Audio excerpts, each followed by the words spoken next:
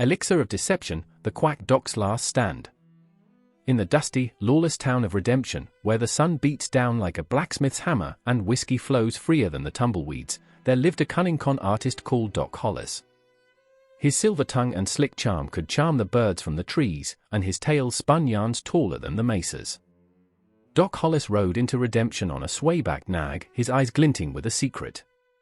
He'd concocted a miraculous elixir, a sweet and swill he claimed could turn back father time and make a man feel spry as a young buck. Truth be told, it was just sugar and water, but Doc Hollis was selling it as the fountain of youth itself. The townsfolk, drawn in by his smooth talk and promises, gathered round like moths to a flame. Doc Hollis spun tales of medical marvels and daring rescues, his words painting pictures that even the most hardened cowpokes believed. Orders for the elixir poured in faster than a flash flood. But the calm of Redemption was shattered when a steely-eyed lawman named Marshal Justice rode into town. He was hot on the trail of an outlaw gang, and he had a nose for deceit sharper than a hawk's. News of Doc Hollis's shady dealings reached his ears. Justice, a man of few words but a quick draw, confronted Doc Hollis. The two men locked horns, a showdown brewing like a desert thunderstorm. Doc Hollis, desperate to keep his charade alive, danced on the edge of a razor, while Justice, unwavering in his pursuit of justice, tightened the noose. The sun-baked streets of Redemption became a stage for a high-stakes game of cat and mouse.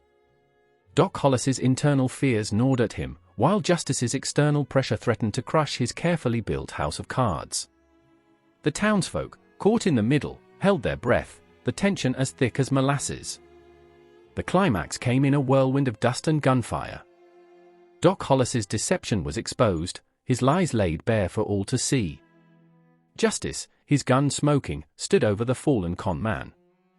The townsfolk, their illusions shattered, learned a harsh lesson about trust and the allure of easy fixes. In the end, Redemption was a town transformed.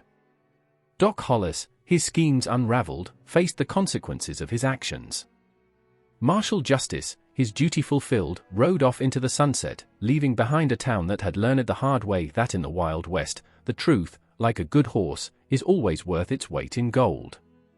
Elixir of Deception, the Quack Doc's Last Stand is a suspenseful western thriller where a silver-tongued con artist's lies catch up with him in a dusty frontier town.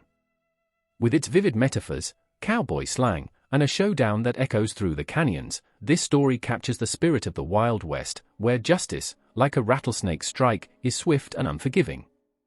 The townsfolk, once caught in the thrall of Doc Hollis's deceitful charm, now looked upon him with scorn and disgust. Their dreams of eternal youth had turned to dust, as bitter as the alkali flats surrounding their town.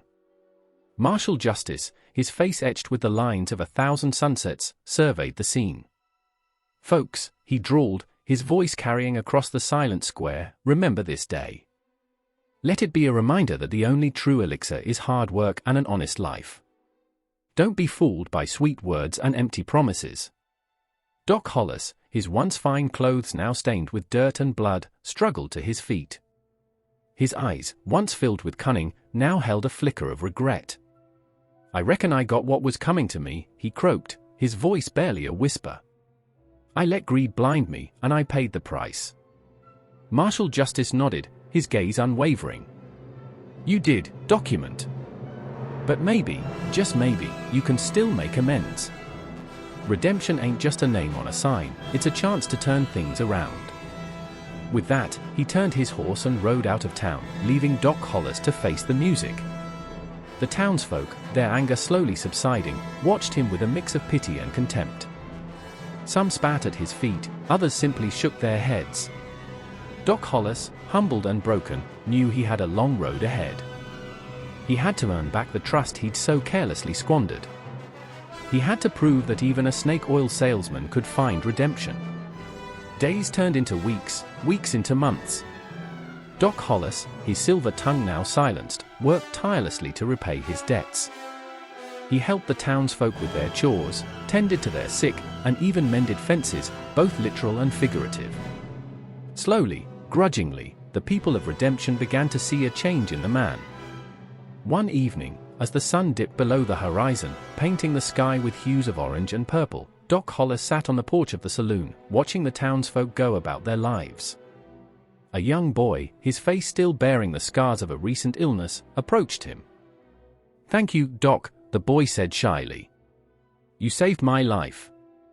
Doc Hollis, his heart swelling with a feeling he hadn't experienced in years, smiled. "It weren't nothing, son," he replied, his voice rough but sincere. "Just doing what's right." As he watched the boy run off to join his friends, Doc Hollis realized that redemption was possible, even for a man like him. He had a long way to go, but he was finally on the right path.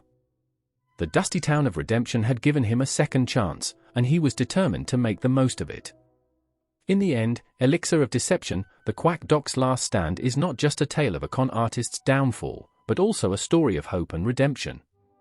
It reminds us that even in the harshest of landscapes, the human spirit can find a way to bloom, and that true redemption, like a desert flower, is a rare and beautiful thing.